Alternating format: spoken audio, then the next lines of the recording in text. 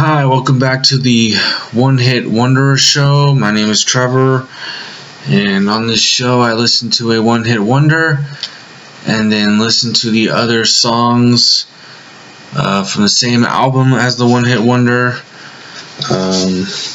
Last week I did Bobby McFerrin, Don't Worry, famous for singing Don't Worry, Be Happy, and from the album Simple Pleasures. And you can check it out that if you want to. It was pretty fun, so I was thinking, who should I do next? And since I did a solo artist last time, I want to switch it up maybe, and I decided to do a band, big band, matter of fact. I mean, not, well, they're big, but like big with a lot of members, and I decided to do, I think it's pronounced Devo, or maybe Devo, but I'm just gonna say Devo. But they're known for singing I want to say famous, maybe infamous, but I'd say famous. I think is a good song. Whip It. It's a very interesting song, very weird, but I mean, I just think it's everything right about music. It's just so, you can interpret it in so many ways. But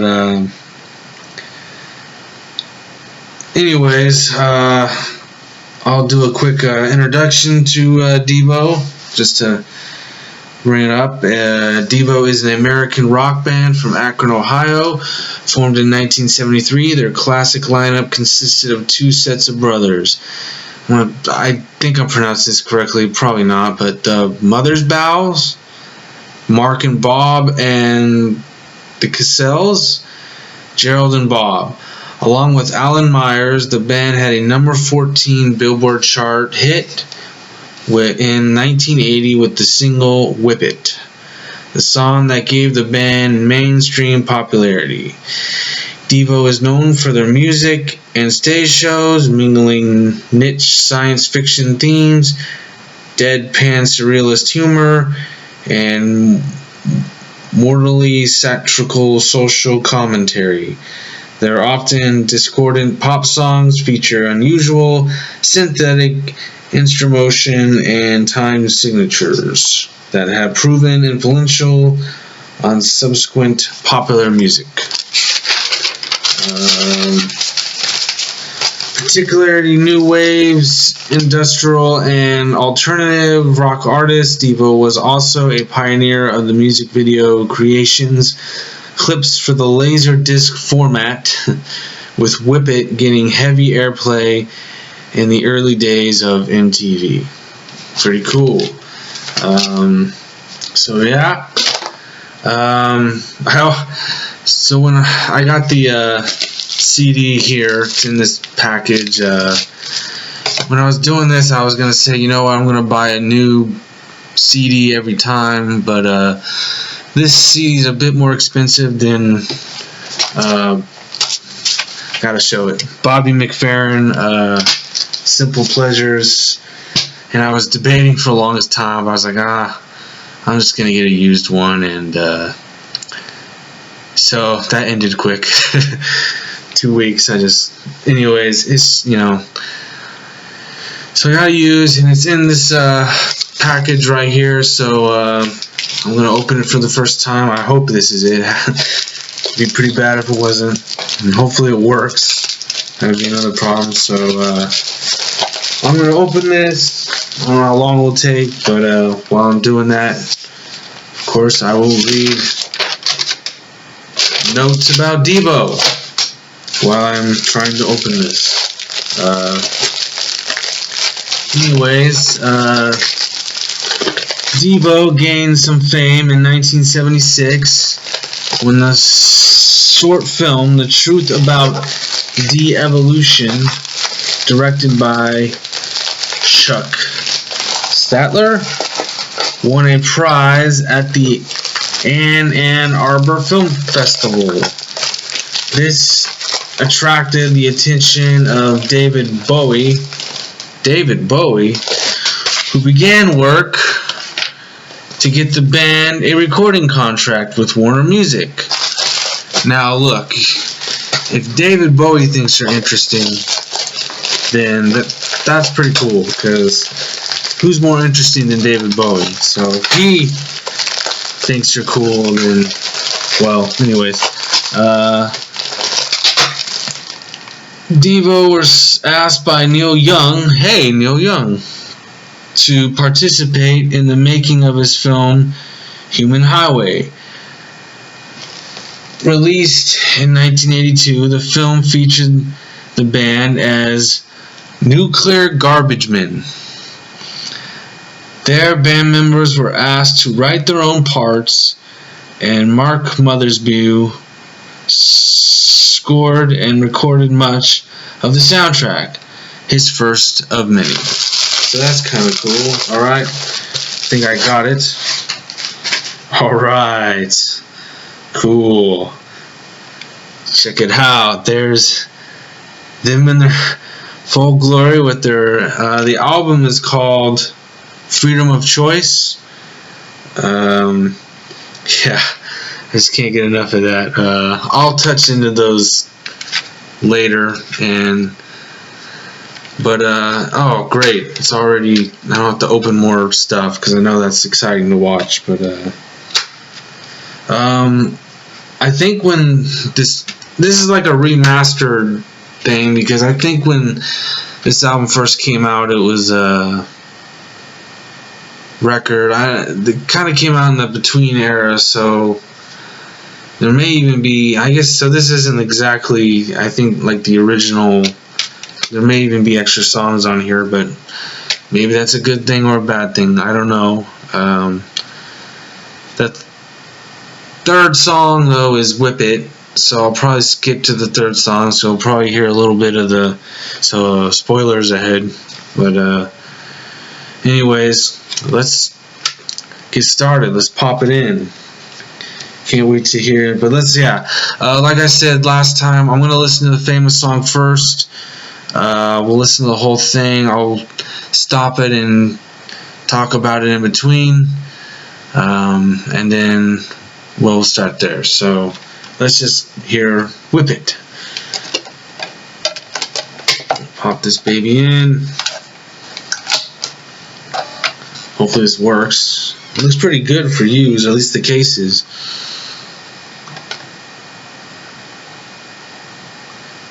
As my CD thing loads up, I'm actually happy that thing works. So we're going to skip to Whip It. Whoops.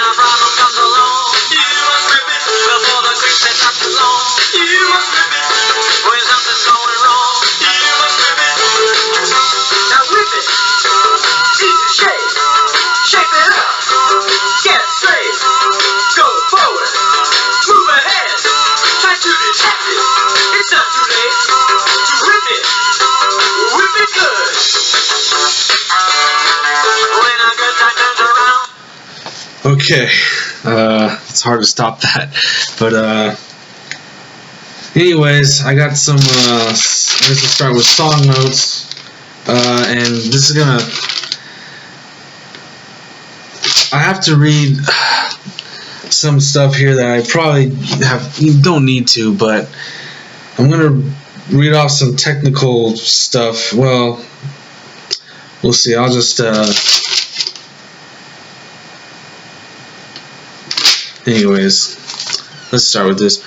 Although Whip It was released as the second single from Freedom of Choice, Warner Bros. Records did not expect it to be a hit due to its non-standard tempo and strange lyrics. The disc jockey Cal Rudman took an interest in the song, and it was soon being played on several radio stations in the southeastern United States, peaking at number 14 on the Billboard Hot 100. Whip It became a hit single and found chart success in several countries. Mother's View believes the song sold well because some people assume the lyrics are about masturbation and sadomasochism. Now, where would they get that idea? Anyways, the music video depicts these sexual themes. It features Mother's View whipping clothing from a woman on a dude ranch. Despite some claims of misogynistic undertones, the video became popular on the fledgling television channel MTV. That's kind of cool thing about them is I'm not like I'm more of a fan of the song. The music video is cool. I mean, it's weird. But it was kind of like maybe the first famous music video. I mean, it was a big deal, but if you've seen the music video, there's probably things in the music video that would not fly today.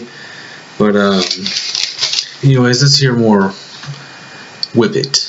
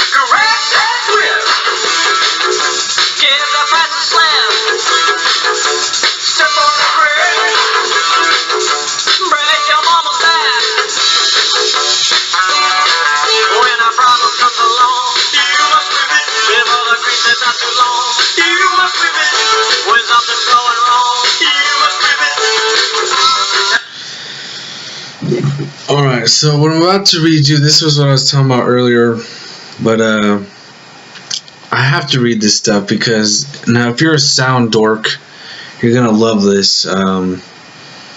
Just because, okay, like picture yourself back in 1979 or 1980 and you're hearing these devices, and this is kind of just how to attribute just how talented these guys are at making their music, and just that's why I want to read this stuff here, because it's I don't know, I think it's kind of cool. So anyways, I'll start this. Whip It was written by bassist Gerald Cassell and singer keyboardist Mark Mothersbaugh. Between August and October 1979, the song was recorded using API mixing consoles, 3M tape machines, and Minimoog and Prophet -5 synthesizers. Throughout the song, there are whip cracking noises that were recorded using on Electrocamp 500 synthesizer and Neumann FM84 and U87 microphones. Mothersbaugh composed what became the song's break in his bedroom. The break was originally much slower and had a classical sound. That's interesting, but man, just all that, I don't know, all that just like 1979 machinery, whatever, late 70s, early 80s, just kind of blows my mind. Like, this was like when the Atari was around or whatever, and I don't know, it just, to me, it's funny, like hearing those cool sound stuff. And there's more later, but let's continue with the music for Whip It was crafted by taking elements of 4 different demo tapes that Cassell had collected. Mother's Bow created the main riff in Whip It by taking the riff used in Roy Orbison's song "Oh Pretty Woman" and changing the ending slightly. Now that blew me away because that's like so true. I never even realized that. If you know Roy Orbison's famous song "Pretty Woman," I mean, it starts out dun dun dun dun dun dun dun dun dun dun, and then "Whip It" is dun dun dun dun dun. Like, holy crap! Like, yeah, it is. It's like, I wonder if Roy Orbison even knew that. You know, like he's like, man, could have sued him. He seems like a cool guy. I don't think he would have cared anyways. I mean, he had sunglasses all the time, and you'd think guy wears sunglasses is pretty chill, but I mean, I don't know. But yeah, that's crazy. Anyways, I'll continue. Whip It is a new wave and synth pop song that is built, oh here we go, around a consistent 4-4 beat known as a motoric beat. It moves at a tempo of 120 beats per minute and is constructed in verse-chorus form with a chord progression of D-A-E7 sus4 in the verses and C-G-D in the chorus. The song is written in the key of E major. Whip It main riff alternates between a 5-note ascension and a 3-note descension, and is played with a synthesizer, electronic guitar, and bass guitar. The chorus features 2 synthesizer notes that are a half step apart, which creates what AllMusic Steve Huey describes as a disorienting aural effect. As the song progresses, a guitar lick in the main riff becomes more prominent during the instrumental break. The riff temporarily reconfigures to a non-stand and 6-4 beat before returning to the original 4- beat with a vocal range of A4-F number 5. Oh my gosh. The use of 2 vocalists is call and response that Cassell said is kind of like white boys rapping. Oh man, good lord. See, the reason why I wanted to share that stuff is just like how much work went into the song, and just like, you know, I have no clue all that stuff and all that, but it just makes me appreciate, you know, the song more. And anyways, let's finish the song.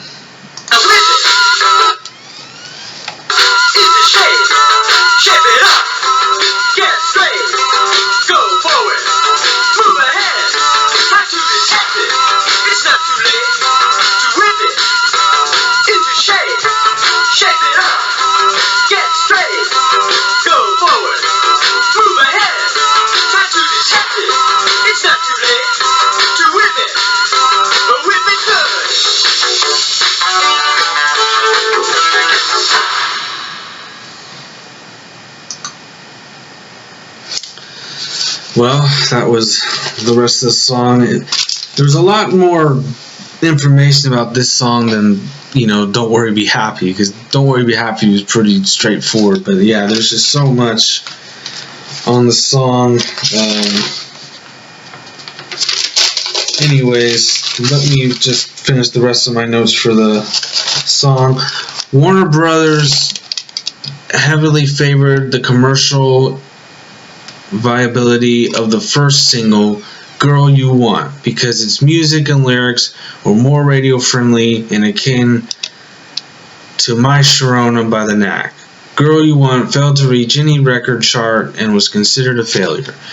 Looking forward to hearing it. I think that's the first song on the album, so I want to see why Girl You Want was not the hit that I wonder if Devo, they probably wanted all the songs to be hits, but I wonder if how they were thinking, because it just says Warner Brothers.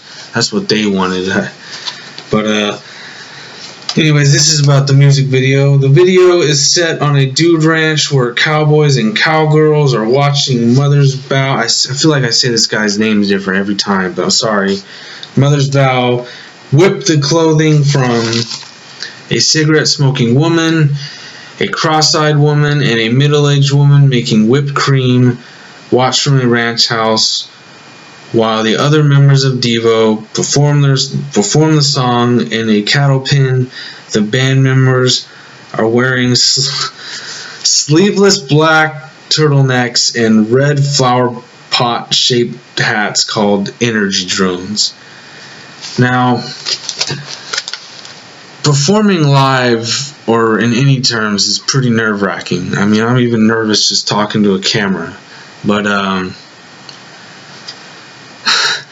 the bravery to perform with hats like that and outfits like that, all that music stuff I read you guys, and all their talent of engineering music, them wearing those hats impresses me more than anything. Or the sleeveless. I wish they had the sleeveless whatever, but I guess as an example where not having a fashion designer helps, because I can't imagine any fashion person saying, yeah, if you wear those flower pots and sleeveless black turtlenecks, I think that's gonna do it for you guys. And if there is, then I want to meet them. But they just made it work, and this is awesome. But anyways, the video was particularly a reaction to Reagan's previous career as a Hollywood actor. Devo wanted to make a video that satirized both the cowboy mythos and right-wing racist values. Well, there you go. The secrets. That's what the video, I guess, is about. But I mean, who's gonna? I mean, it doesn't shock me, I guess, that they're not conservative. I mean, most, but and guess what? Covered by Pearl Jam. That's pretty cool. I think I saw even a photo of them. Anyways, before we listen to the album, though, I'll read the album was co-produced by Robert Margouleff and with Stevie Wonder. Really? AllMusic gave it 4.5 stars. Encyclopedia of Popular Music 4 stars. The Rolling Stone Album Guide 3.5 stars. Spin Alternative Record Guide gave it 7 out of 10. And the Village Voice B+. In Australia, I think it peaked at 77. Canada peaked at 11. New Zealand peaked at 11. UK peaked at 51. The US 14. The US Billboard Hot Dance Club played. It peaked at 14. I guess it was kind of a break dance type song. US Cashbox peaked at 13. US Record World peaked at 17. So, okay, that's it for the album stuff. So, anyways, let's listen to Devo.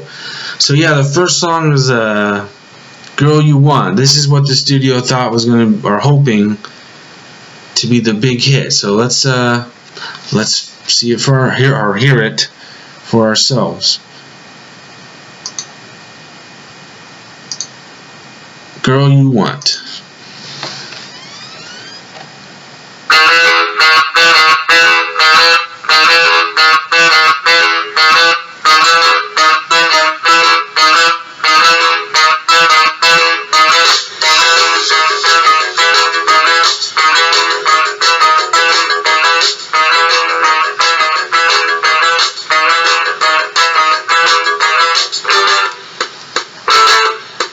Sing songs of life.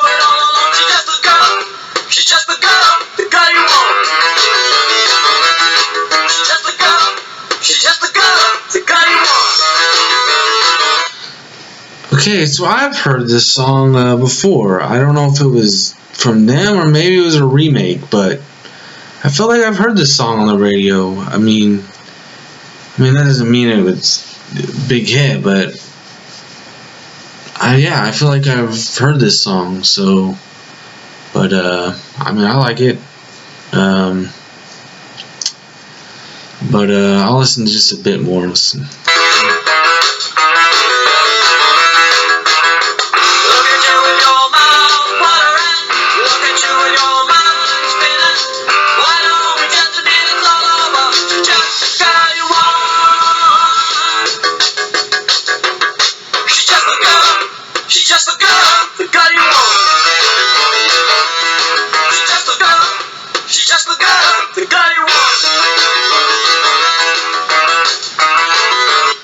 Okay, so yeah, I know I've heard that song in some form. All right. So the next song is called "It's Not Right." So let's.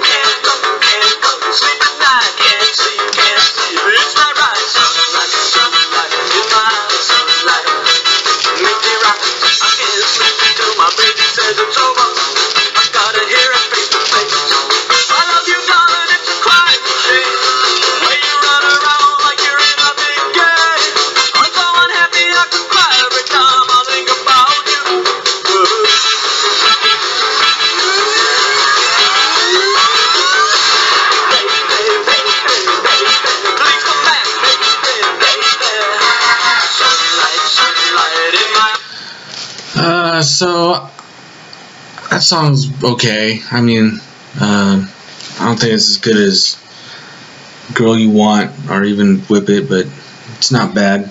I think I'll just move on. But let me read some notes here. To get the band a recording contract with Warner Music Group in 1977, Devo were asked by Neil Young. Oh, I read this. My bad.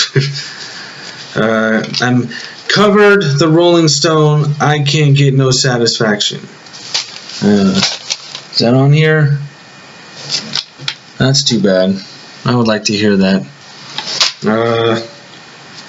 Recommendations from David Bowie and Iggy Pop enabled Devo to secure a recording contract with Warner Bros.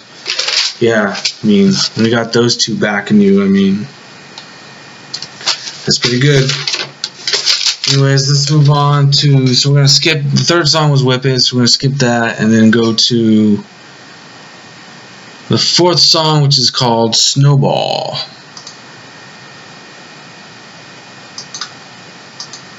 Here we go.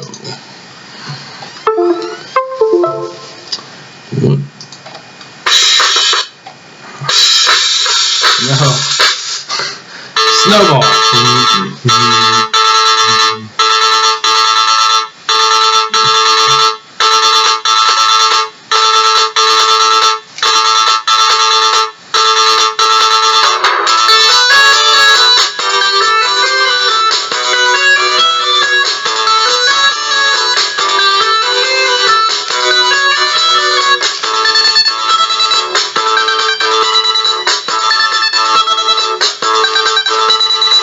My baby took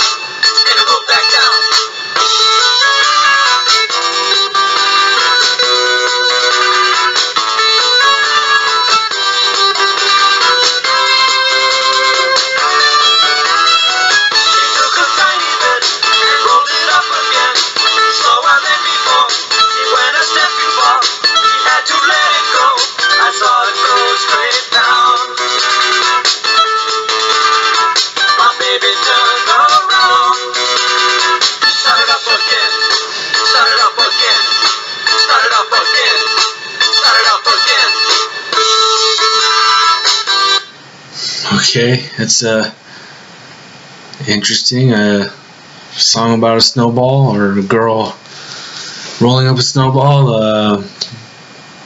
Yeah, it's simple yet. That song was pretty cool, but probably move on. The next song is called "A Ton of Love," so let's hear that one.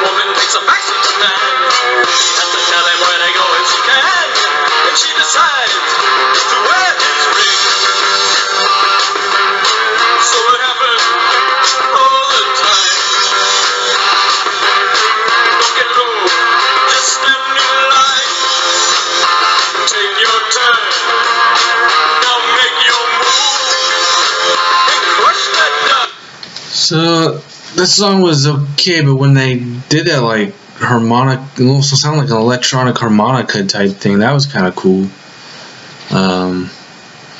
Almost want to just go back to that, but I'm just gonna listen to a bit more, see if it pops up again, because I like that. Let's see.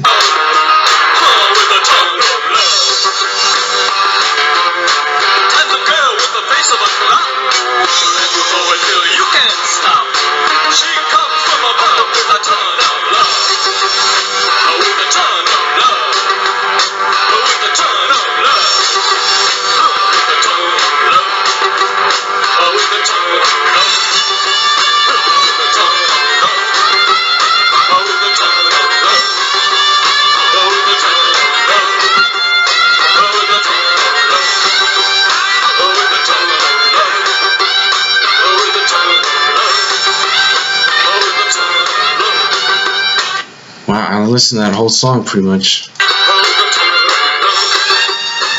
I don't know what that sound is, but I like it. I don't know why. I don't know what it is about 80s sound machines. It's like only sounds they could produce. The 80s, you know. It's the only sounds you can hear in the 80s.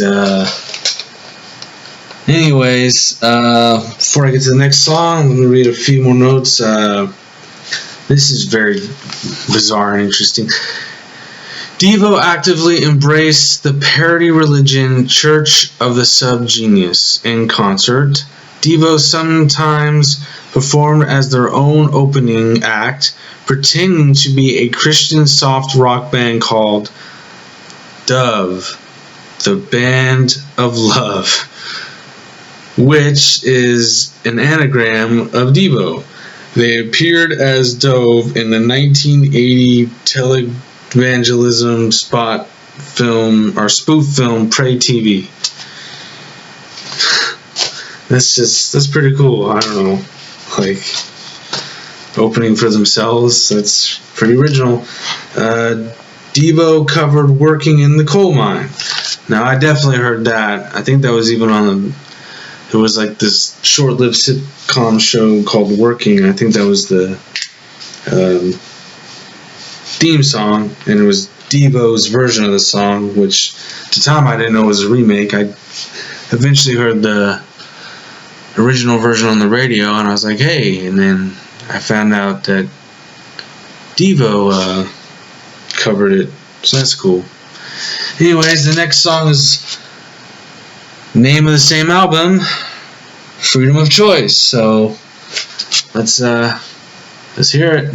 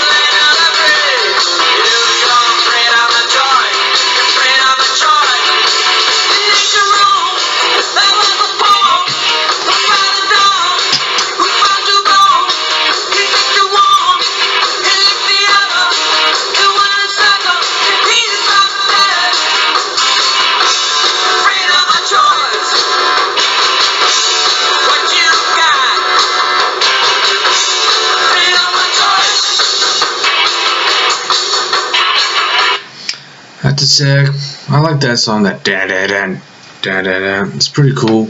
I'll listen to a bit more. Let's go.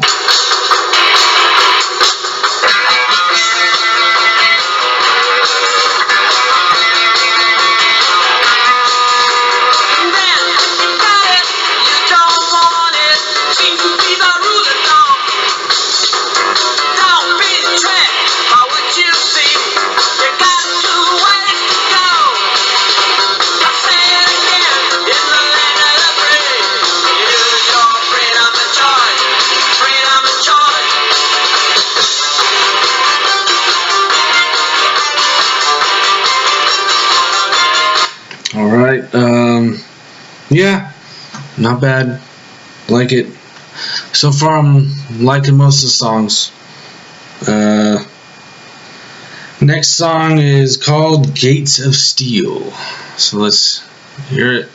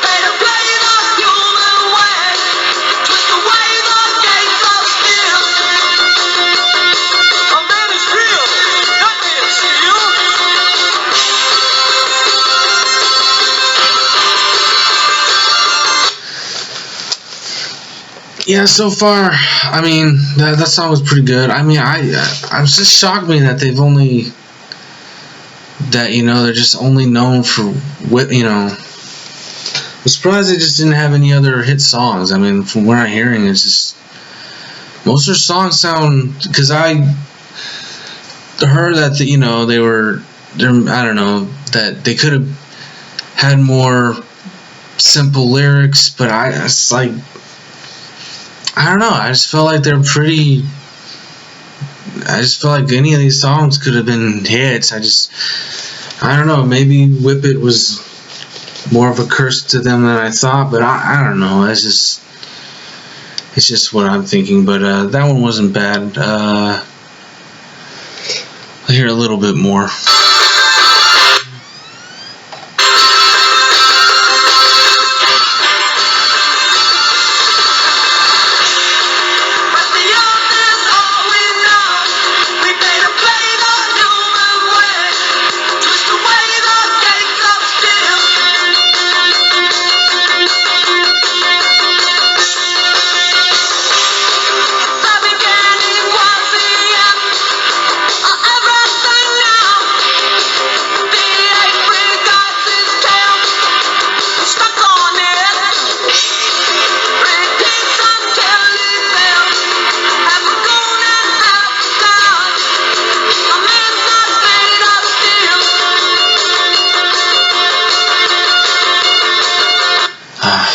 Love those sounds.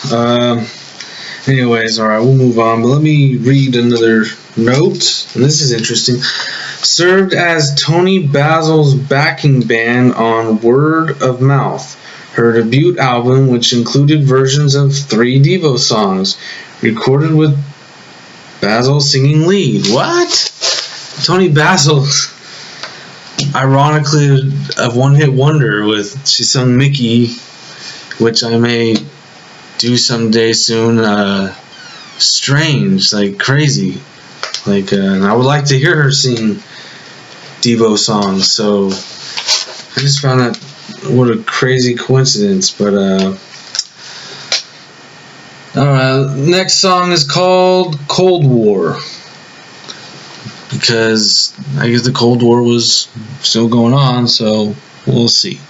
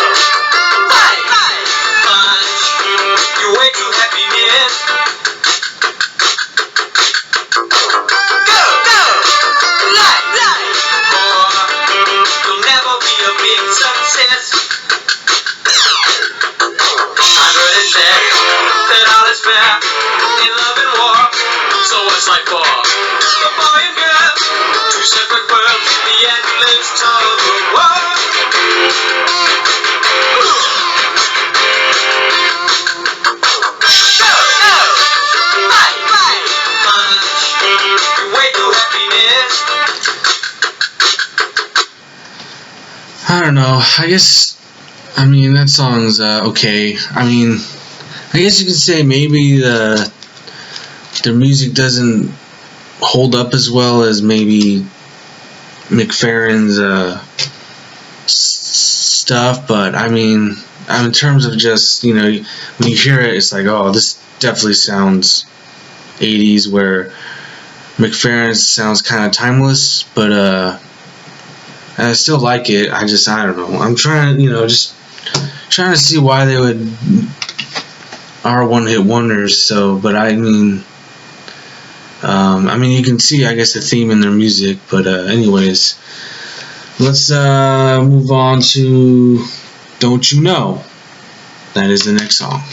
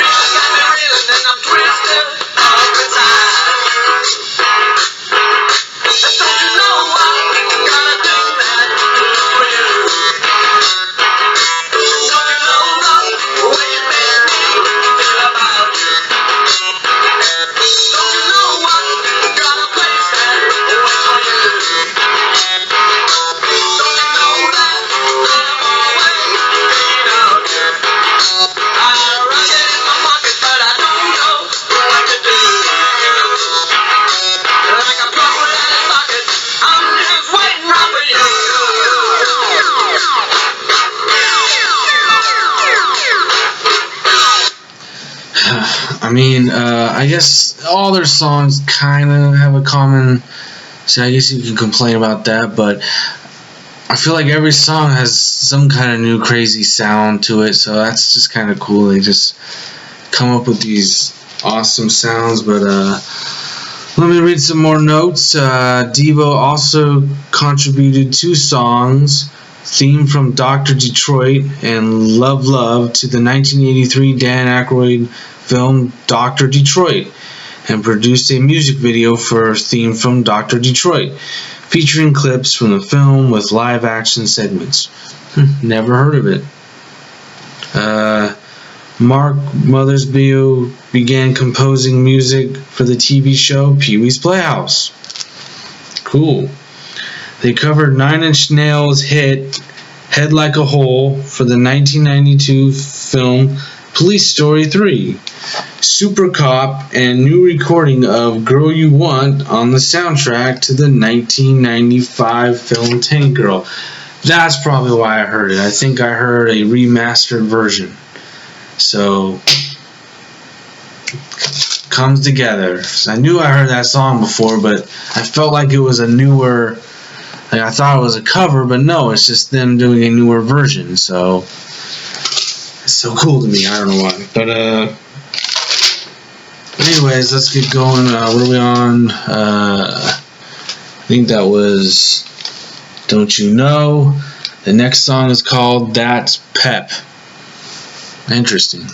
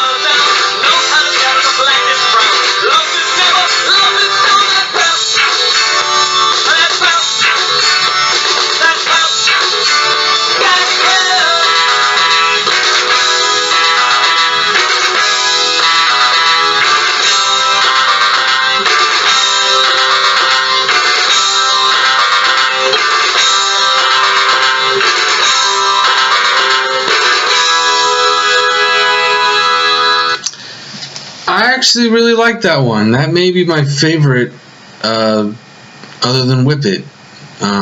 Just because it was different. I felt like that one was different. I don't know who Pep is. I don't know if I do want to know, but that's Pep, and I like Pep. So that may be my favorite one so far. Just because I thought it was kind of different. I liked it, but it's just my opinion. But I'll keep moving on since I'm getting pretty long here. So let's go to Mr. B's Ballroom. Mr. B's Ballroom. Here we go.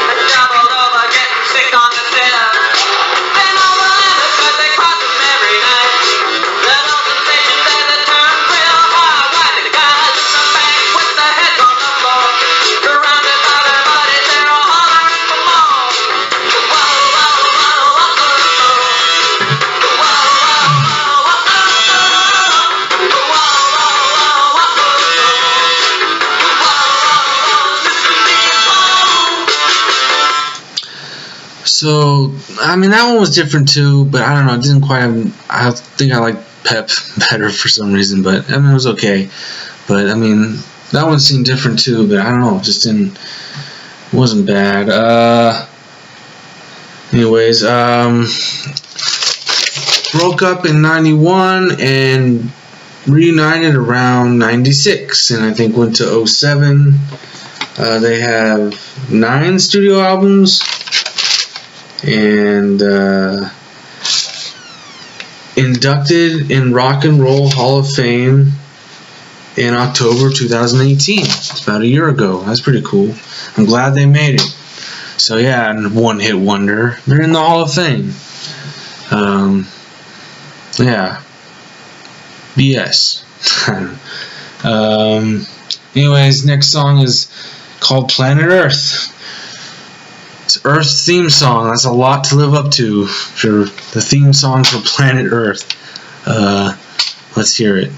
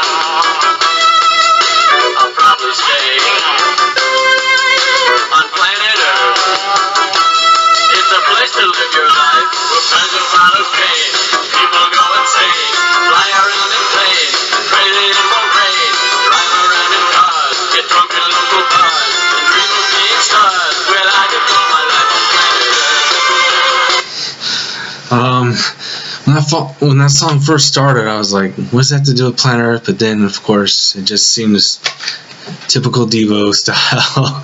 That song sums them up just what I expected. The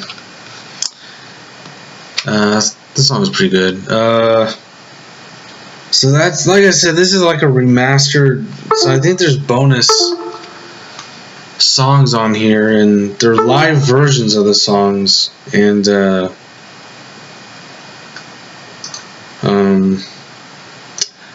I guess I like to hear the live Whip It, so I'll try to buzz through these really quick, kind of wrap it up, but for the most part, that's the album. I mean, that was the last, yeah, you know, I feel like they don't deserve to be that one-hit wonder. I feel like they have more than Whip It. So I feel like if you've listened to this, you get the same thing. But anyways, let's hear the live versions. Here we go.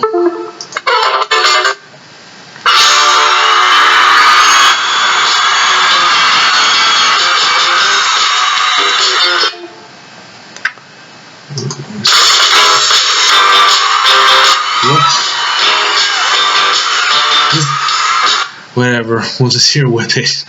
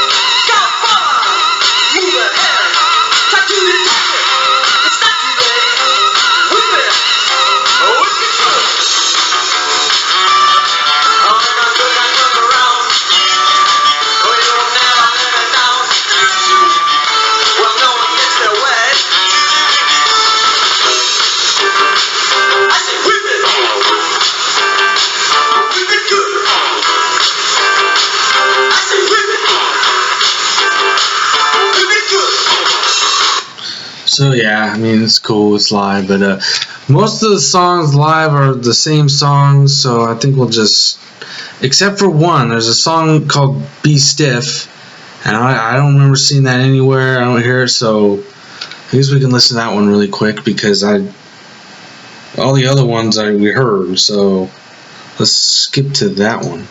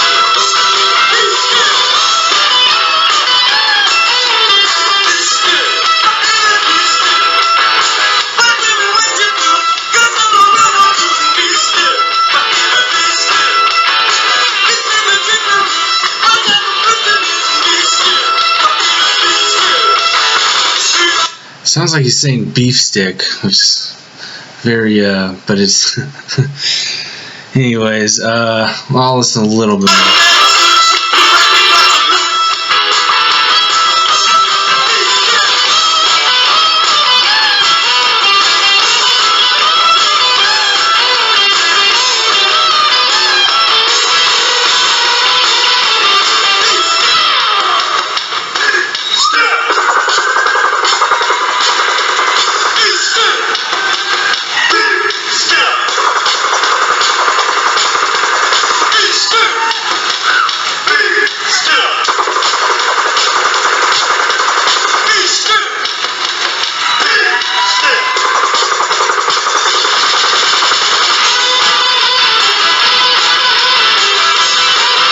I don't know if you guys heard that sound. That was pretty cool, and that's live. Like how they make that sound, it sounds like a laser machine gun type thing. That was pretty cool. I'm glad I heard that, because I mean, you're in their crazy sounds on their studio CDs is, you know, what you expect and cool and awesome. But when you hear that live, like that's gotta be awesome. Like the fact they sound that good live is actually pretty cool. All the devices they use, all the crazy, and they sound that good live. That's, yeah, these guys are more than they're not one-hit wonders. They're yeah. Anyways, before I get to my final little thoughts, whatever, there's a little tough talking about a band and it is doing a solo artist. I probably enjoy doing the solo artist a little more, but and I think next week I'll do it. Well, I know I'll do one, but you know, I like to switch it up. But I'm just gonna read all the members that have been in the band, and this is, you know, in any shape, way, or form that were in the band. So whether it was current, former, or touring members, these are just all people that have been a part of Devo. Gerald Cassell, Mark Mothersbaugh, Bob Mothersbaugh. I'm sorry if I'm butchering your guys' names. Please forgive me. Josh Freeze, Josh Hager, Bob Cassell, who unfortunately is passed, so that's kind of sad. Bob Lewis, Rod Rashiman, Fred Weber, Jim Mothersbaugh. So there's a third Mothersbaugh. That's kind of cool. Alan Myers, fortunately died. That's sad. So I think there's two people that have passed. David Kendrick, Jeff Friedel, Neil Taylor, Pete Pareda, Brian Applegate, and Alex Cassell. So, oh, and Ed Marshall and Fred Armisen. So that is that's Devo, and I salute you guys. You guys are awesome. And I guess, I mean, when I think of Devo, and this, it's almost like, you know, because I think they produced that in 1979 and came right around 1980. You could almost say they were the gateway, the bridge between the 70s and 80s. They were kind of the gateway into the 80s with their crazy flower pot space hats and sleeveless black. It was kind of like a you know, like, hey, like, better get used to this. There's gonna be more of this crazy stuff because we're in the 80s now, and that's just kind of how I feel about the whole decade of that time. I mean, I think it's the greatest decade of music. I'm not saying it's my favorite, and I'm not saying it is the. I just feel like in terms of just variety and there's just something for everyone. I mean, and as far as Whip It goes, you know, it's great that that song got popular. I don't think anyone ever would have thought it. I mean, a song called Whip It, and but it's a cool song, and I just think, yeah, I think Devo rocks, and I hope you guys enjoyed the CD.